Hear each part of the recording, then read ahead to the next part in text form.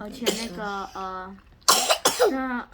那三个两个女生，一个男生，然后一个刚出生还是婴儿的时候啊，爸爸妈妈就因为火烧死了。然后还有中间一个小弟弟，他是一个很聪明的男生。然后还有最前面那个最大的女孩也很聪明，她的愿望是科学家。这样子。